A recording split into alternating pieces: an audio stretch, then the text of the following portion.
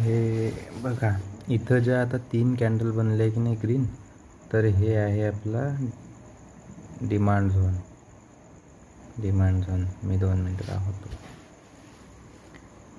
इथं demand zone तयार झाला आहे आणि आता तुम्ही वरती हा सप्लाय झोन म्हणून मार्क करू शकता.